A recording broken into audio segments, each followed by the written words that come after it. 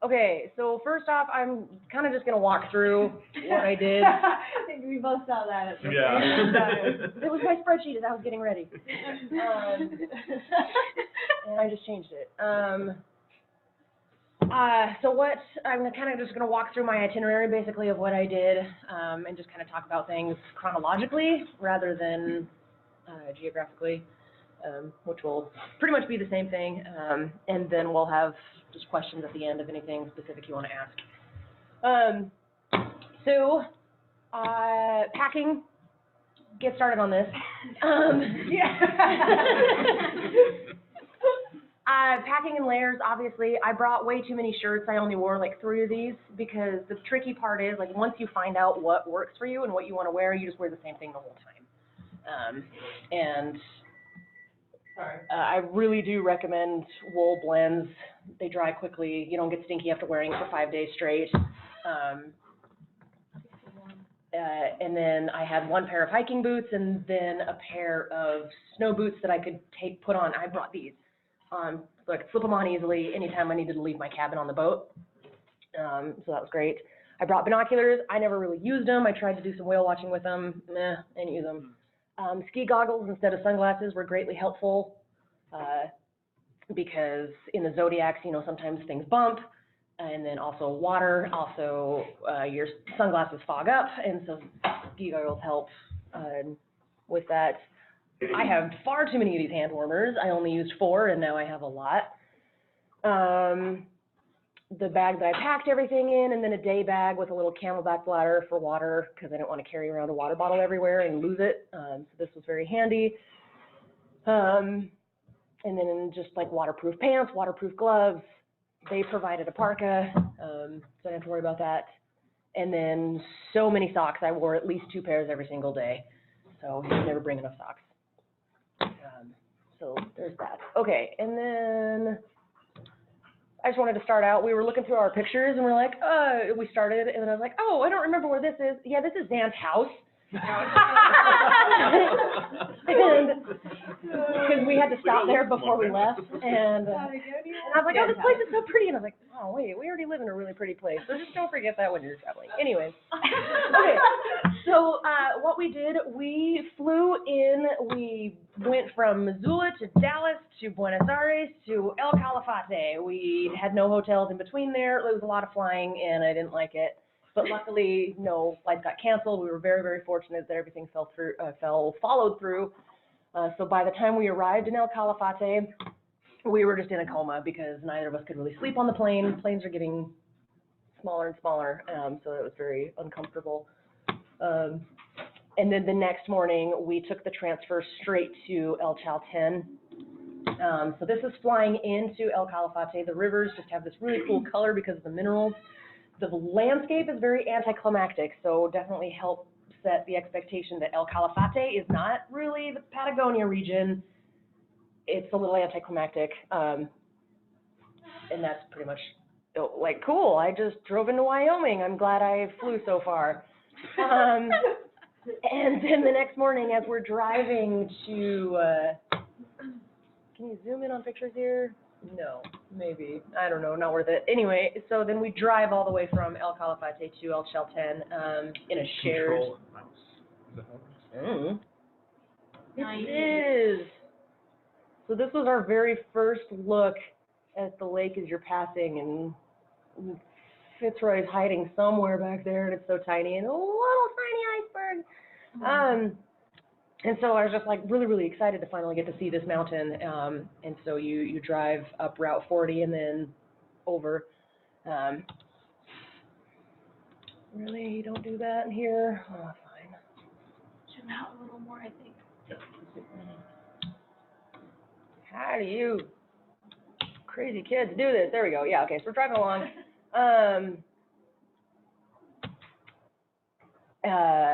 It's a long transfer, and by the time you get there, you're kind of hungry. And so we finally get to start seeing Mount Fitzroy and the whole landscapes there, and I was just like taking pictures every 5 seconds because I think it's going to disappear. And it was just so sunny. to be able to see everything. Was very, very fortunate. We're like, there's El Chalten and the Condor and the mountains. And I was like, oh, great. So everything was perfect, obviously. This was the view from Senderos, is where we stayed. I highly recommend it. It was a lovely little hotel. The staff was amazing. It is the absolute furthest south side of El Chalten. Like, you drive into here, and then here is Senderos, and all the trailheads and everything are up this way. So you walk all the way through town to start any of your hikes. We did not do any guided hikes, but Kalpa met us when we got there, and they said, okay, you have today and tomorrow of sunshine, and then it's really going to suck. So, because we had planned to do each of the legs of the major hikes on different days, but our plans had to change. So what we did, when we got there by 1 in the afternoon, so we didn't have time for a whole lot that day, so we just did Mirador Aguila and Mirador Condor. They gave us some great views of the whole this. So it was kind of further back. We got to see everything from far away. There's some really cool flowers because it was springtime. This is the most best smelling town I've ever been to in my life. It was just amazing. And so, yeah, so this is what we got to see our first day. And it was a very light hike. I would compare it to, like, yeah, a walk. I mean, it's really not very strenuous because we had basically been flying and then sleeping, so we hadn't had any activity yet. So we didn't want to, like, jump right into Laguna Torre that day. So that's why we did this lighter one. And then we decided that we were going to do, hey, look, an armadillo. We decided to do everything the next day. So we did schedule a transfer from our hotel to El Pilar. So you take this, someone drives you because it would be stupid to walk that way. Don't ever tell anyone to walk.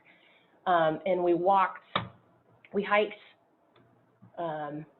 from El Pilar along this hiking trail, and it was really beautiful because not a lot of people were on that trail. And then up Laguna de los Tres. The last hour and a half of this made me want to murder somebody. It's very steep. It is very challenging. We saw a woman break her ankle. Oh.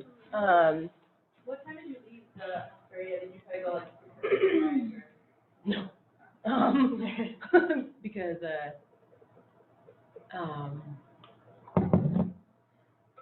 no, because this alone was a good, like, 2 hours at least. Right. So we would have had to leave at, like, 4 a.m., get there at 4 a.m., so we did not do that. It's very, very calm, you know, just light hiking. The last part of it is extremely challenging. My knees were definitely talking to me, so you know, if anyone talks about poles, definitely I highly recommend them. It is kind of like you have to grab onto the next place where your foot's going to be for that last hour and a half. It is a challenging hike. And then, so we had lunch up there, but this is some of the views along the way. Oh, no, okay, so we did Mirador Aguila and La Da, and then there's some little waterfalls that I forgot the name of. I couldn't find a good hiking map, and I left my good one on my nightstand. Nope. So these are the waterfalls just north of town. They're very good at marketing. Yeah. Okay, so this was the start of our hike from El Pilar. Again, another beautiful sunny day. It was amazing. So it was just really cool. There's Samson hiking with me. I got pulled because I knew my knees are terrible. So Charlie was like, oh, knee pulls. Absolutely gorgeous forest. This is the first glacier we got to see, Rio Blanca. So there's a little lake at the base of this that you can't really see. So that was cool. Let me see our faces. Oh, no, that was it. Anyway. So you get to see these little, like, peek through the trees and see the mountains along the way. So obviously it's just a very gorgeous place. And so we hiked to, how do you pronounce this campsite again? Poinsenot. And the campgrounds are very, very basic. Like, they're not very regulated. It's just like, here are maybe some places you could put a tent. The bathrooms are a hole in the ground with an outhouse around it. So you have to, like, hold onto the handles and just orangutan hang. You have to bring your own toilet paper. So just be prepared for that. There's not, like, porta potties or anything. It's just protected holes in the ground. Hiking. So we start gaining some elevation as we're doing Laguna Hills Trace. And then we finally got there. The lunches that they packed for us were very, very great. I requested a dairy-free, and so they gave me like a little vegan muffin. They packed me a salad with lentils and beets, and so if anyone asks like if Kalpa can do gluten-free, dairy-free box lunches, yes, it is possible, and they're very tasty. That muffin was terrible, but everything else was amazing. And I was supposed to text you this picture. Anyway, I don't know if I did.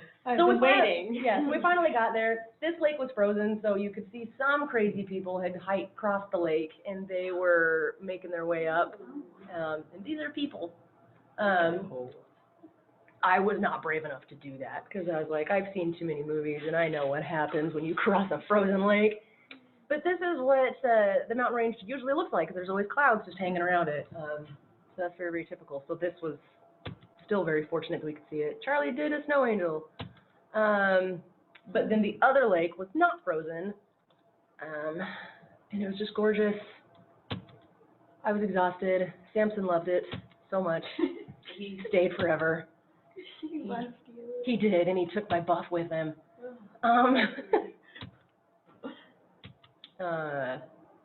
Yeah, so like this is kind of the top.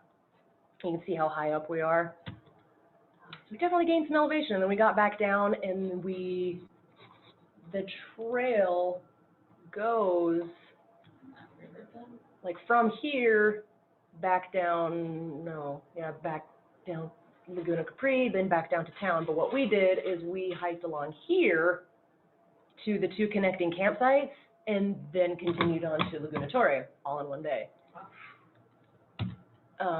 Big day. Yeah, it was, but I got to see this. Yeah? Worth it. Worth it. And then there's a mother and daughter lake.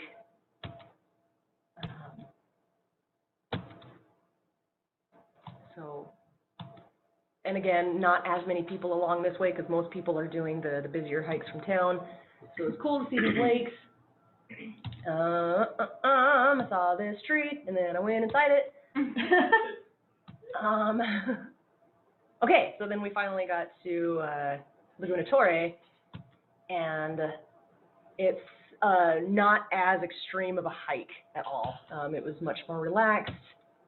We were pretty late in the day, so we were the last ones we saw coming in. There is a campsite right at the end of it, so we did see some people going to set up camp so that they could continue hiking the next day. But by the time we got there, the sun was basically setting. So the glacier is a lot smaller than it is in your picture. You can see it's changed. So yeah, it's receded quite a bit. I was cold. And then we said goodbye, and then it took us like another 3 hours to get back into town. And then you eat that. So then that was like 13 hours of hiking. Yeah.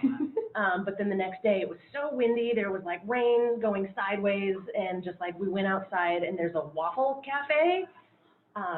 So we walked there and we spent a day just we had waffles, and then we found some empanadas and stayed in bed all day, and it was amazing. So these were the best empanadas. There's a little place in town. Okay, and then there was a cute little cafe right near the hotel, and they did, just like the locals would come practice their dancing, and they invited us, and so we got to watch and kind of participate and look like American fools. And then the next day, it was still pretty cloudy and rainy, and we went to Laguna Capri to go find these waterfalls. And if it weren't so cloudy, you would see, come on, little buddy, you would see the big old mountains right there, but they were covered up. Still gorgeous, though. Obviously, these little flowers, these are calafate berry bushes, and I guess there's berries on these later in the year.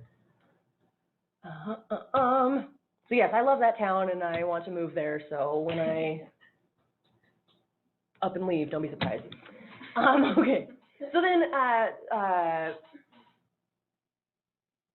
what day was this?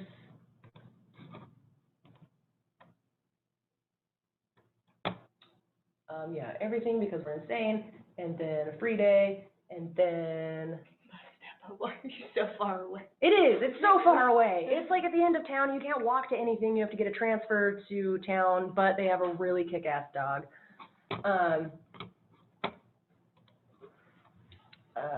Where's the picture of that dog? I don't know, but anyway, we did the Big Ice Puerto Marino trekking, and I highly recommend it because the mini trekking really is just like a sample of the glacier.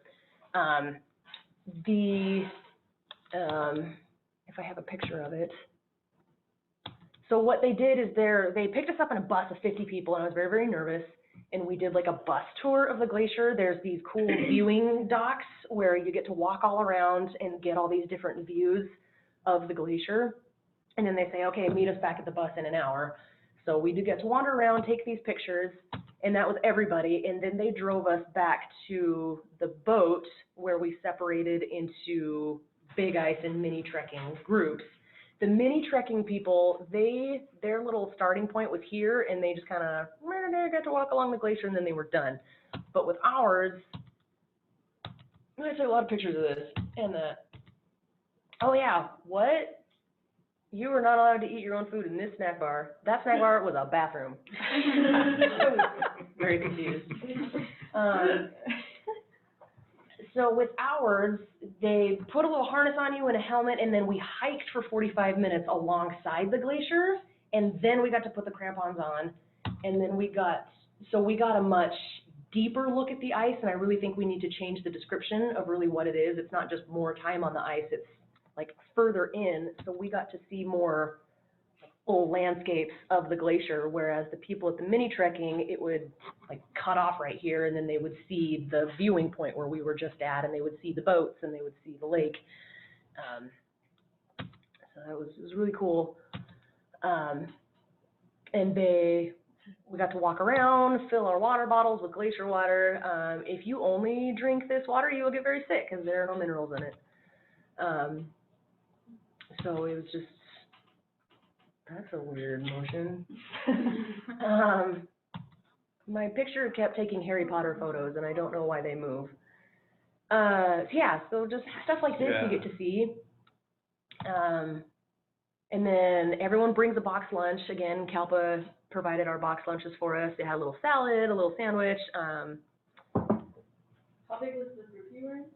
So, yeah, okay, good question. Once we got on the land, they broke us up into groups of 10, and then we kind of separated into different paths. So we would see other groups, but our group alone was just a group of 10. So that was nice. And did you bring any special, shoes there? Did you bring any special shoes, or did you get some shoes? No, yeah, bring your own hiking boots. Some good freaking crampons. Yeah, but they're heavy because these are not the high-end aluminum ones, because the aluminum ones have little pokes right here at the front, and the guy said people kept kicking each other, so they had to switch over to these. Stupid people ruin it for everybody. Sorry about that. Anyway, holy crap, it's 10:20 already. The glacier's great. Waterproof shoes is what they recommend, because you do kind of have to step in some slightly melted ice. So that's why I chose these over my hiking boots, but it was not ideal because they're not, like, they move around, they're not super tight. So laces, waterproof, are ideal for this adventure. They provide your crampons in this lovely outside underwear and your helmet that I was not wearing. You look real good though. Oh, thanks. So, yeah, it was really freaking cool, you guys. I highly recommend it. Because then we got to walk along and see these waterfalls on our hike back. And then we get to, so this is where the mini trekking people started. And they just kind of went along here, and you could see them kind of derping around the side. But it was so cool because it was still all green, lush forest as we were hiking back. There was just this giant glacier to our left. And it was, I highly, highly recommend El Calafate and El Chalten as just a few day extension to any Antarctica, because if someone just has, well, I want to do something else, going over into Chile it's a long transfer and stuff, so it's great because it kind of built up the anticipation. I was like, I'm walking on ice, I'm about to go see a whole continent of ice, and it just helped build up the anticipation of this place. And I think it's just a perfect way to spend a few days before your cruise. There's a weird looking bird. And you can't tell, but there are some parrots hiding in this bush. And, yeah, they blend in, and then they ran away. Yeah. And then, so we get back on the boat to transfer to the thing, and they welcome me on board with a little chocolate bonbon and some whiskey, and I was like, I have to drink whiskey. There's the dog. His name is Negro, and he just loves everybody. So I spent the rest of the day with him, because I was really tired after that hike. This is what gourmet restaurants do, and then there's dogs in town that just watch, and it's really cute and sad. Okay, so then we flew to Ushuaia, very short flight. Cute little pier town. There's like one major road where everything is, and then just residential all around it.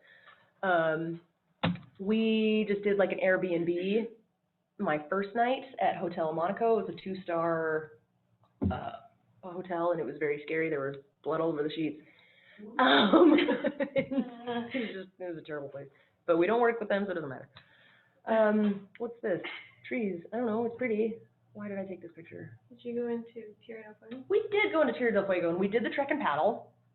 So that must be what this is. It was a guided hike. It's a lot slower than any of us would ever hike, but it's pretty. It's very pretty, and it's nice because it combines the hiking with a canoeing adventure. It's not kayaking, it's canoeing. They're very adamant. Please stop calling it kayaking. But the guides on this were lovely. It was 2 young Argentinian guys, and they were very, very friendly. They made the whole thing very, very fun. Inside Tierra del Fuego, the trails are easily marked. Someone could easily go hike on their own. It's not a place you're going to get lost. And so a guide is not necessary for this park. There are wild horses in this park. That was fun. And this mountain is the Chilean border. So it was kind of cool to kind of just walk along the Beagle Channel. Again, really cool for us. And then so we get on these little tiny raft canoes, and we rafted down a little river to the end of Route 3, and that's the little end of the world place. And they provide all the waterproof pants, your boots, and everything, so you don't need to really bring anything for that. And you're not wearing your shoes, so you don't need to worry about shoes being able to go over what they provide. And then they line up your shoes all nicely when you get back to the bus. So this is what they call the end of the world. It's the end of Route 3, that road all the way from Alaska to here. And then we got to walk into town and see our boat. It was really freaking huge. And then as other boats started to dock up, I was like, our boat's real big, and I started getting nervous. There's an Earth ship in Ushuaia. It's really cool. I highly recommend checking it out. But it was closed before our cruise, so we walked. We walked all the way out there. It was closed, so we walked back into town. And then we got to go on the boat and say goodbye to Ushuaia. This was our cabin. We had an infinity suite.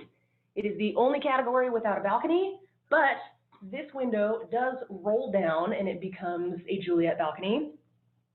It's kind of slow to roll down, so if anyone's like, quick, look out the side of the window, you're going to be screwed because it takes 30 seconds to roll down and you're not going to see anything. Is it like a button? Or yes, it's a button. And luckily we found it because they don't say anything about how this window rolls down. We were just like, hey, look at all these buttons, and then we found it. This ship, I had a very interesting experience. This one is the World Explorer. So this was Quark's first time on this ship, and this was their first sailing of the season. So it was a lot of firsts, and it was very unfortunate. So take that into account with what I say. I mean, we did, where is it? We did the traditional route. We went down to Deception Island, Trinity Island.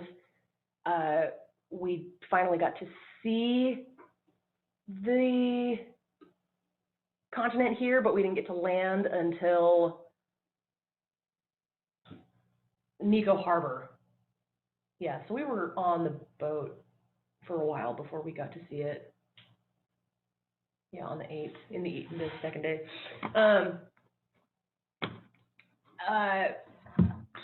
Where do I start? I'll just talk about the ship again. Okay, so Zan had mentioned that her ship has like little docks, so you can see the ice breaking thing, and you might look at the World Explorer and be like, oh, that's what this is. No, it's not. This is not accessible by anybody, this little platform here. I don't know what it's for, but it's not for people. It is a 176 passenger ship, and it feels like one. We tell people that we need to change our language. We need to, things have changed. Everyone's doing these large ships now. Every ship that comes out has more than 150 passengers. Only 100 people are allowed on land at a time, so the switching out, you feel it now. We had to kind of wait for other Zodiacs to get off. So the small ships do have their appeal, and I understand why people want them, but also keep in mind that these smaller ships sometimes are a little more basic, and amenities like having a dining room full of windows is amazing because you can run outside and see an iceberg that you're just suddenly passing. You can enjoy these views while you're going. So it both adds to and takes away from the experience a little bit. Anytime we were on land, we did not, I felt like everything was so fast. We didn't spend more than an hour anywhere. And I can't say the word disappointed because I was in Antarctica and it was amazing, but I just felt like I didn't get enough time anywhere. I always felt like they were like, okay, time to go. I was like, we just got here, because they were constantly having to rotate people out. So I don't know how we can put a positive spin on that, but that's just the way it's changing. And what I understand other companies do, if you're not able to make your landing, there's other parts where they might be able to kind of quickly decide other places you can go. I don't know if it was Quark or just the first landing, all right, or their first of the season, but they were just like, this isn't available, so we're just going to stay on the ship and we're just going to go to our next place. And there was no like alternatives. It was either what we had planned or we'll just go to our next stop and just like enjoy the views was a lot of our itinerary. It's just the way it was. So it was a very comfortable cabin. This shower was amazing. It's got like this little waterfall thing and then things that come out the sides and spa smelling soap. But it's also funny because you can tell that the boat was rushed. I don't know the history of what the building of this ship, but apparently it was a year late, and so you could see like weird like things where they just slapped something on the wall and they were just like, be done with it, put a doorknob there. This lady got locked in her bathroom because the doorknobs were installed backwards. Just weird stuff like that. So, you know, we had our little briefing. And there's lots of cool places to go view. It's a beautiful ship. So, I mean, this was my view because I had a window, and I briefly touched on this when Zan had her thing. We talk about, you know, you're not going to be spending that much time in your cabin. Most of your views are going to be from the bridge and outside anyway. I mean, it's true, but it really enhances your experience when you can just wake up to the water. I got to roll this window down and just hear the waves all night. I got to, I am personally kind of a hermit, so during those days of the Drake, I wasn't so much for socializing in the bar because I can't afford a $15 cocktail. So I spent a lot of time in my cabin. The World Explorer also has kind of like an airline television. So they have the itinerary on there, but then they have like a whole slew of actual movies that you can watch too. They also stream your lectures from the auditorium so that you can watch anything in your cabin. So we actually did spend quite a bit of time in our cabin, and having this large window was amazing. I cannot imagine having just a porthole. It would have changed things. Also, I found this feature on my phone and I had fun with it. Then it snowed one night and it was cool. You know, someone made some, they gave us champagne because we gave up our table one night. It was weird. I don't know. All the Zodiacs are kept on the top of the ship, and they have these cranes that drop them down. You can hear the cranes every morning, and they do this twice a day. So you're just going to hear that. Zodiac cruises. So Deception Island is the only place that really has leftover buildings and some cool stuff. So what they would do is they would draw a very clear path that you were allowed to walk. And we walked up here and then came back down, and then you were done. I feel like you're being herded. Yes, a little bit. I mean, they were like free to wander within this path. And then there was always the rule, obviously, stay away from the wildlife, and just people don't listen. So there's penguins and a seal, and this guy just like was trying to take a picture of the penguins and like walked right by the seal and like almost stepped on him because he wasn't paying attention, and he was already like 30 feet past the little cones anyway, and that was the thing, like nobody got in trouble for anything, so I was like, there are no consequences, so why not break all the rules? But it was beautiful. Here you can see our ship. Penguins. More penguins. There's gonna be a lot of penguin pictures. Okay.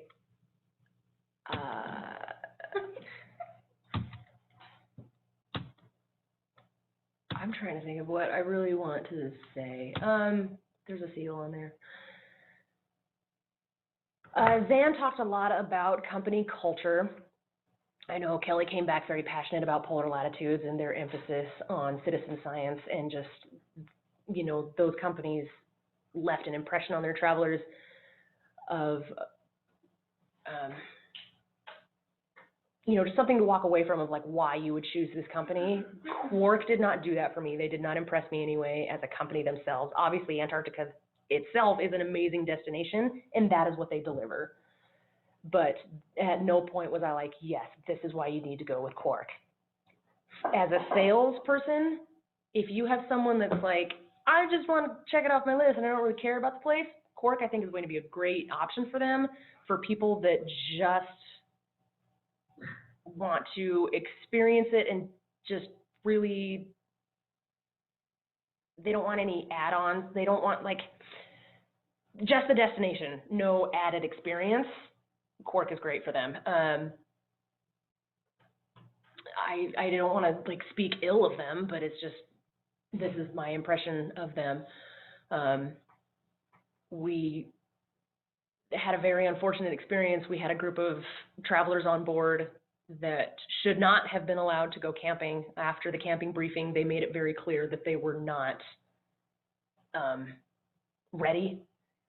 Just, they were asking questions like, well, we can bring champagne on board, right? And we can, like, I can go back to the ship after a couple hours if I'm too cold, and I'm allowed to, you know, bring some snacks and stuff. And they're like, no, no, no, no, no. There are these other 20 people in line. Please give up your spot now if you don't want to go. And they went anyway, and they broke every rule possible. They did bring food. They did bring alcohol. One guy puked in his sleeping bag, and none of them cleaned up after themselves. They pissed on the shore.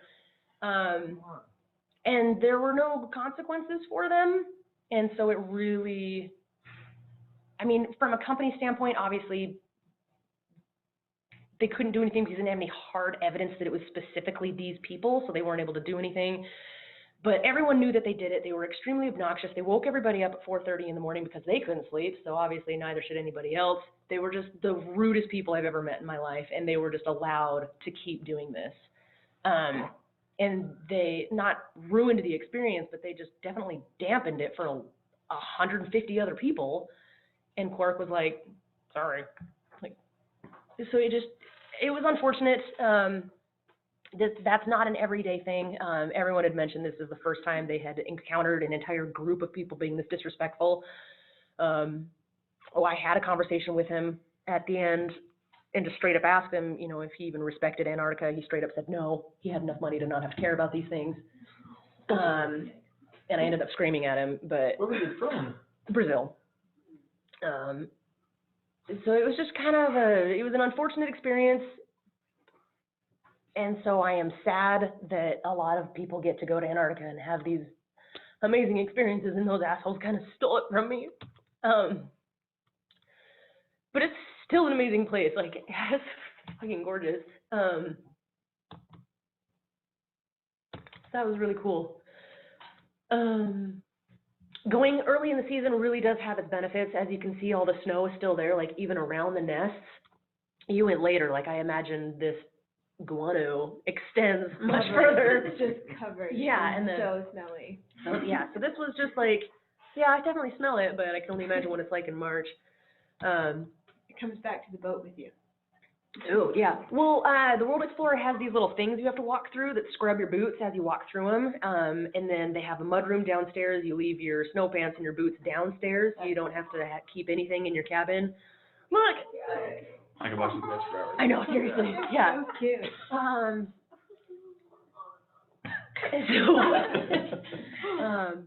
And they were just starting to do their kind of rock mating thing.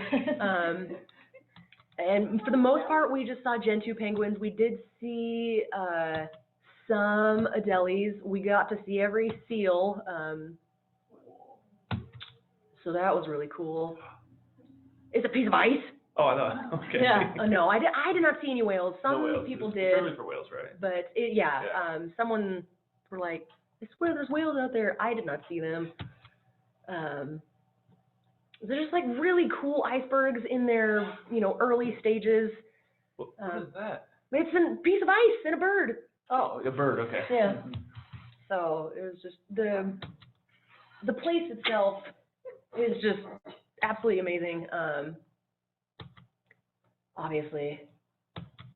And as a photographer, I typically don't like people in my pictures. I just like landscapes. But I quickly learned there's no sense of scale with this unless you have that zodiac full of people also in your picture. So I understand why a lot of photographers choose to have that. So it kind of paints a clearer picture of exactly what it is. I'll just keep flipping through these photos for fun, but after our cruise, that was my favorite photo.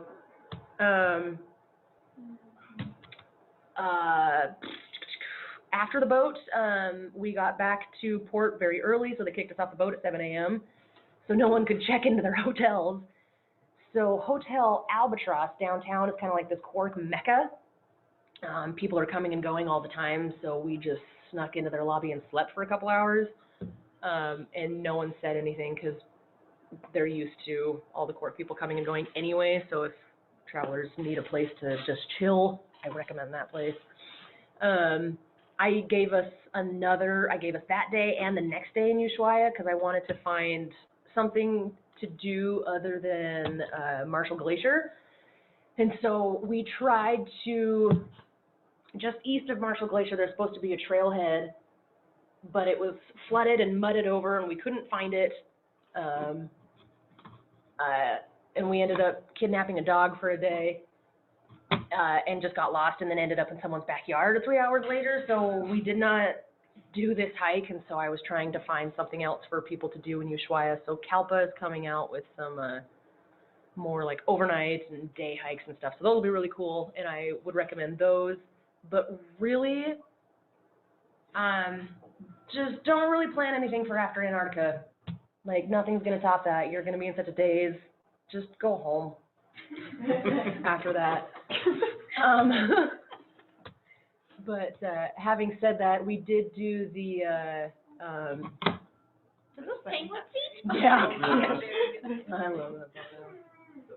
That's a super cool thing. Yeah. Thank you. Yeah, I took two that I was really proud of.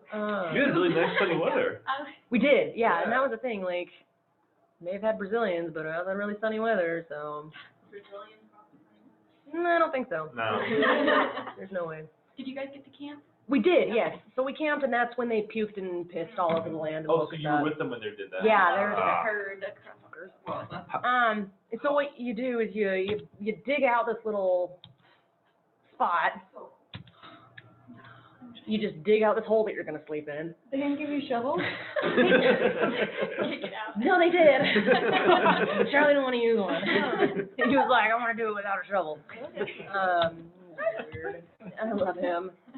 So this was my view, like, as I was, so this, like, this is 4 a.m. and you can see how bright it is. But just these little waterproof bags. You don't do tents anymore because they kind of want you to experience the outside. So a bivy bag. Yep. Very, very warm. The only problem I had is apparently I'm claustrophobic. And so I had a minor panic attack, but I was fine. So it was just cool. We had this little island. Some people say that they camped near penguin colonies. I can't imagine that going well. Like, that just sounds like a loud, smelly experience. But we were near these little glaciers that, and some people heard them calving in the middle of the night. I did not. So we got to experience that. How do I get back to, anyway. So yes, we did camp. And we got to go to some other cool places. We did the polar plunge. How cold was it? So cold. Yeah. I mean, it's just like jumping into liquid ice, but really it was the salt that surprised me more, because you're just like, oh yeah, I forgot. Would you do it again? Ocean. Oh yeah, totally. I would totally do it. You have to. You have to. Yeah. Have you done it? This is the inside of an Earth ship, in case anyone's wondering. I highly recommend checking it out, because it is like a public space. This is not a house.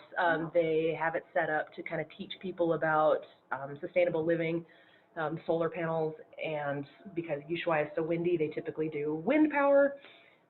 It's a self-sustaining water system. This is what I'm going to have someday. Anyway, this is the dog we kidnapped. So she went with us, and we hiked, and these were the trail markers for this hike that we got lost on. Yeah, it's cool. That's a house. Oh. Yeah, I think it's pretty architecture down there. But we did do, Pona had nothing to do with our flight back, yet they were advertised, and so that was just my, what? Buenos Aires is amazing. I don't really like big cities, but this felt like Mexico and France and New York City all in one, so I highly recommend it. It was really cool. And we did the speakeasy tour. This is a new thing through Kalpa, and I highly recommend it. We were there on a Friday afternoon, so she wanted us to see the kind of after-work environment. Normally it starts at maybe 8 p.m. Ours started at 6. Because she's like, I want you to see what it looks like, you know, when people get off work for the the weekend and kind of go experience that. So it's very fluctuating. And she took us to 3 different bars. And the first one was this little rooftop garden area, just like right at the twilight or, you know, sunset time. And you get 1 cocktail at each bar included in the price. And you stay there for a little while until you're like, cool, are we ready to go to the next one? And it was just this gorgeous little, Tango Hotel was the first one. And then she made it very clear that no matter what Buenos Aires city tour you're doing, whether it be the little scavenger hunt or the speakeasy tour or, the arts, the graffiti tour, they're all going to get to the culture in the heart of Buenos Aires. They're just going to show it through these different mediums, and you could see how passionate she was about her town. And so that was really, really cool. It was a very immersive, just human experience. And so she stopped the cab and she's like, I want to talk to you about this plaza, and this is where I forget what they're called, the group of the missing children, they gather every Thursday. And so we got to walk through town for a little bit, and then we went to the next bar, and this was the view from the bathroom. And so it was another rooftop bar, and it was kind of cool. It had this nice Gatsby feel to it. For travelers doing this, I would recommend bringing something to kind of dress up in, because people dress really nice there, and I was just in my hiking clothes, and I felt like a chump. So, not necessarily high heels, because there is some walking involved, but comfortable, but maybe just dress it up a little. And then our third place, we walked into this beautiful flower shop, and it smelled so nice. It's lovely. And then we walked into the walk-in cooler and downstairs to the bar. So that was fun. And then towards the end of that, she's like, okay, your tour is officially over. My friend and I are going to this bar if you want to join us. Otherwise, I can tell you how to get back to your hotel. And so we just hung out with her and her friend for the rest of the evening. And they had this really cool event where every language that you spoke, you would wear a flag on you. And then people would just practice their languages together. I like that. I only had the USA flag. So I felt like a dork. Bad English. So I don't know how to, not necessarily the city planner, architect, the person who designed the flowers of Buenos Aires planned it so that there's only 3 months where there are not some kind of flowers in bloom in downtown Buenos Aires. They wanted to make sure that all these different kind of flowers are blooming at different times. This is the country's flower, forgot what it's called, but it's really cool. So then we didn't do the graffiti tour or anything, but just walking through downtown, you could see a lot of it. Where did you stay? What hotel? NH Lancaster. It was right downtown.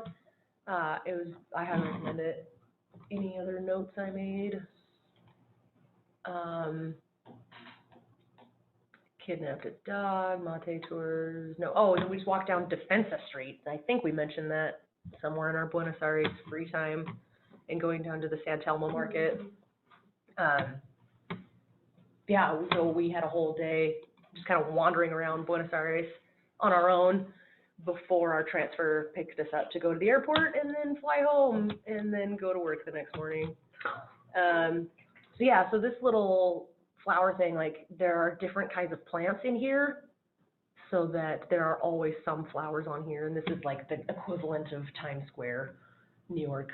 There's kind of a space on the other side where people do protests and gatherings and lots of stuff, and there's a McDonald's, and that's my last photo. Okay, sorry that took a lot of time, but what questions do you guys have? The main thing I want to ask about is you do not have very glowing things to say about Quark. So how are the lectures? How are the guides? I mean, the guides themselves were amazing. So they have their naturalists on board. These are people with degrees in different areas. So we had a glaciologist, a marine biologist, whatever the specialty of birds is called, and a historian, and they were also the Zodiac drivers and things like that. So they would try to bring things in. But then there were also people that had been raft guides for 15 years, and they're like, this is my first time to Antarctica, and they didn't know what the hell they were doing. But they were amazing people and so passionate about Antarctica. The lectures were cool. It just kind of felt like I was back in junior high, just like a cool little science class for an hour. And so that was nice. And obviously these people were very, very passionate and kind of the saving grace of Quark, but I feel like these people would have been this way with any company.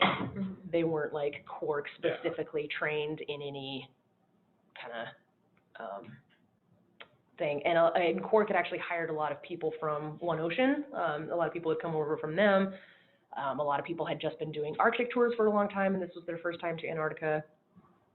So they had a whole slew of just kind of range of professionalism and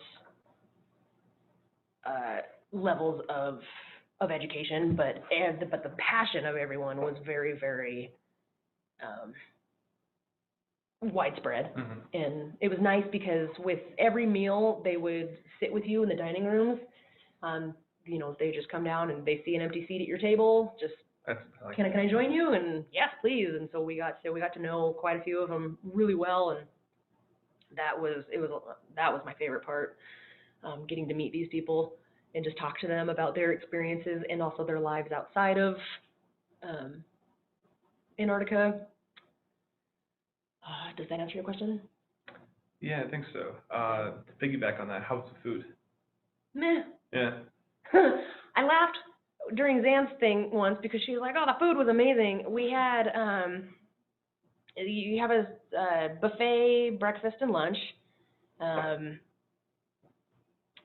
They did like a pre-selected menu. They had 3 entree choices, and one was always a vegetarian option. If you needed to do like a specifically very dairy-free or gluten-free thing, you would have to talk to the chef, and it would just be like a separate thing. They're not readily just out for you. But one time, the appetizer was a grilled, I don't know how they said it, but they made it sound really, really fancy. And then when you got it, it was a cheese stick sitting in a small plate of a small bed of marinara sauce.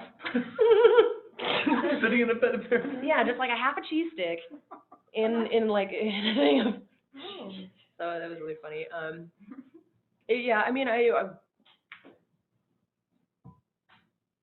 it's hard. My boyfriend's a chef, so it's really hard to like. Oh, okay. I was just like, Yeah. I can do better. And you get wine and beer with lunch and dinner, and even the people serving it to us were like, "This is some shitty wine. You want it?" Because they were like, "This is not good wine." Like, I don't know if you're just trying to upsell me, but I don't think the guy was, because he was very Ukrainian and he was just like, No, he's just telling you. yeah, he was just like, "This is terrible wine. You will not like this." They're like, "Well, thanks for being honest." And here's more. So there's that. Yeah, so I mean, it wasn't bad, obviously. I gained enough weight to say that obviously it was not bad food, so. Oh, and then they never had like snacks out or anything? Really? Yeah, so they had a tea table right behind reception, so you could go get tea at any point. But even if they wanted to lay out snacks, I don't know where they would do it. They would do, during the Drake crossing, they had afternoon tea where they would have like little sandwiches, and then sometimes they would have a 4 o'clock, some kind of lecture where they would have little sandwiches or something like that, but there was never any granola bars or something like that that you could just readily take at any time. So unless you had your own snacks, you were on their food schedule. I mean, which is still enough food, but you know, some people just want something in the day. And I don't know, again, if that was just they'd never been on this boat before and they didn't know how to do it, because Mystic Cruises is the operator for that boat, and they do not do expedition cruises. So it was, the what? River cruise. Yeah, and so they were just like, we don't know how to get this many people on and off the ship all the time, like, this is weird. And obviously that part I didn't want to touch on too much because they're going to whip them into shape. They're going to get that. That was a first time thing, but it was very, you could tell there was like, Quark and Mystic did not communicate on a lot of things. But once they start working together, it'll be fine. How long was the wait? I mean, like, how much did you feel like you were waiting?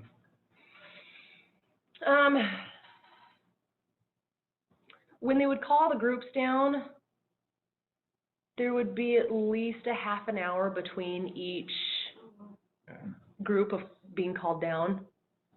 And then we would cruise around for between 45 minutes and an hour.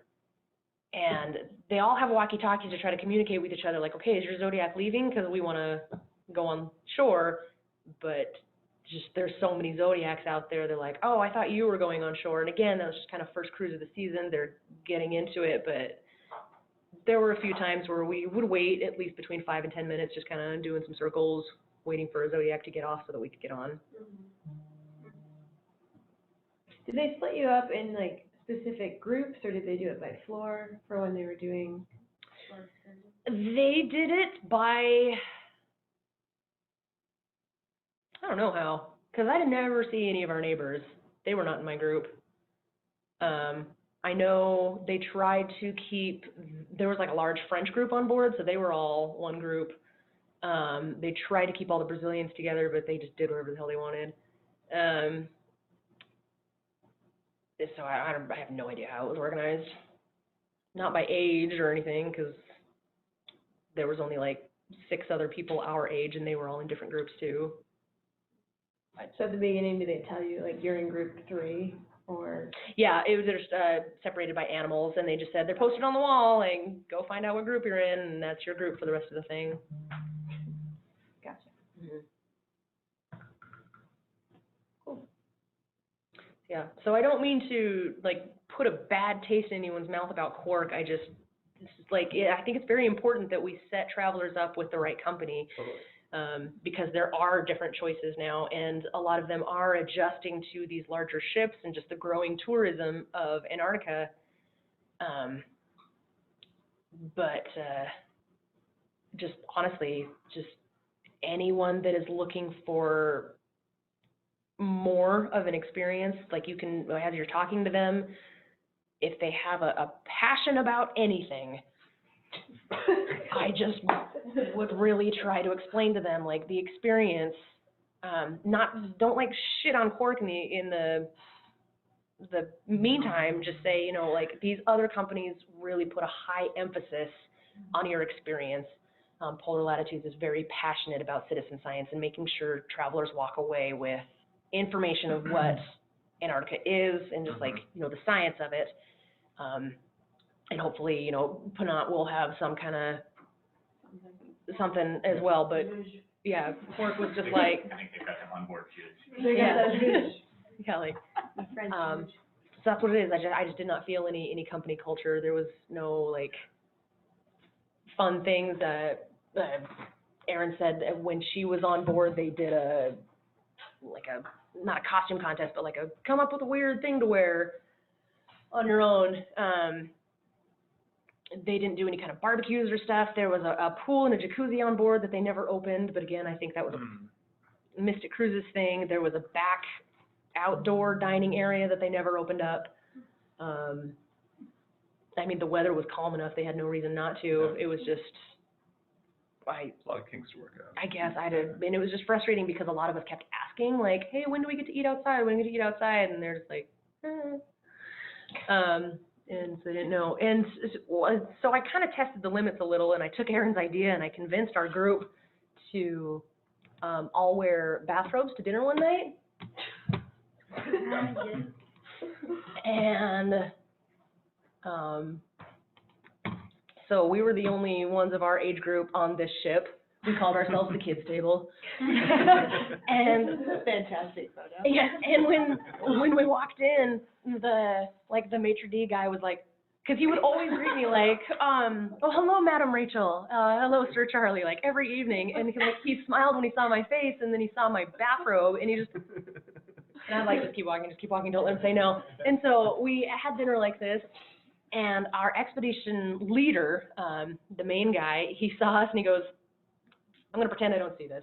And then just walked away. And so I was like, apparently this is frowned upon. Wow. So that is how I learned that. But we had fun, and we got this awesome photo. So this was the honeymoon couple that is younger than us in the owner's suite.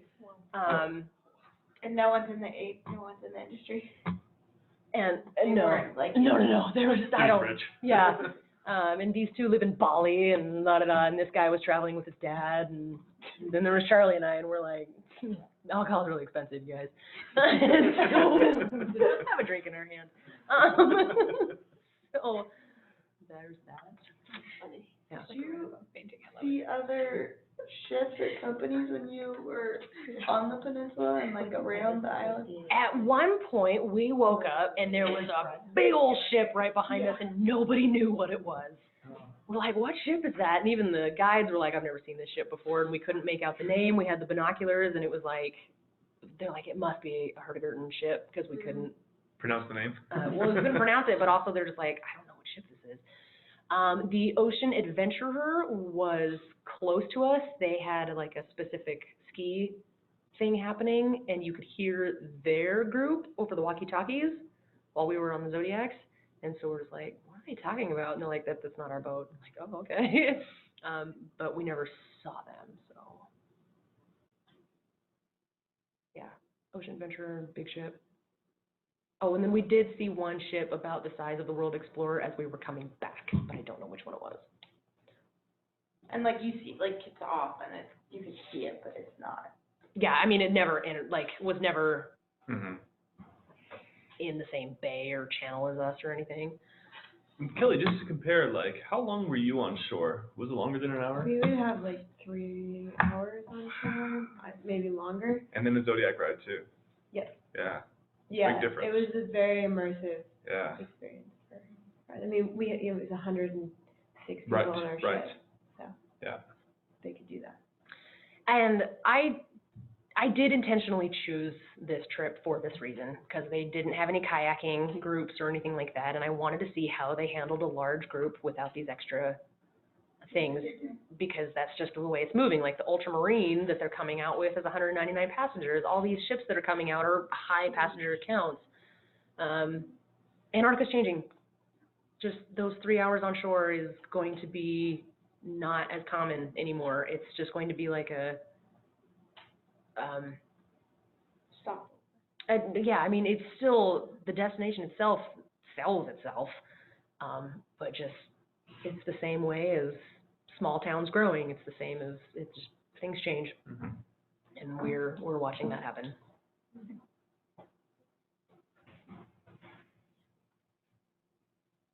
It'd be interesting, yeah, find out, we'll see. Yeah. Yeah. I know, I'm curious about that.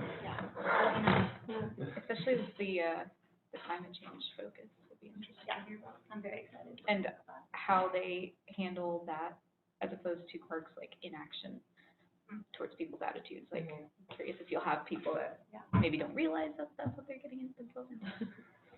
We had a scientist on our ship who actually opened up a climate change discussion, because everyone wanted it, and so he was like, all right, we're gonna do this, because it was one of the days on the Drake, and most people on board kind of knew what they were getting into, and there were a few people that were arguing with him, and he was like, I am just a humble scientist, and I will give you the facts, and I would be happy to sit down at dinner with you and talk about it, you know? So I can tell you, they handled it very professionally, but, you know, He was an employee Here. or he was a yeah, he was one of their expedition staff, he was their citizen science, Okay. the scientist. Fired.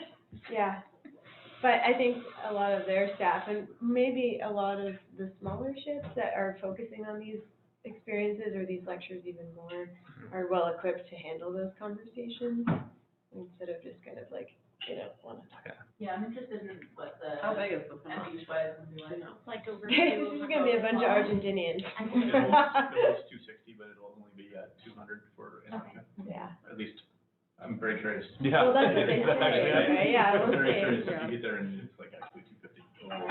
I will want to know. I don't know this. Count all Yeah. Count them all their heads. Yeah, and like, when you say 176 people, that's just the passengers. There's an additional 125 staff and crew on board, so you're with a fair amount of people. Yeah. And it just like, Important to keep in mind. yeah, our cabin was the only place that we could really be by ourselves, because they had lots of deck space, but people were always there. It's just, it's not a secluded experience. It's just what it is. But I got to go to Antarctica. Cool. Cool. Thank you.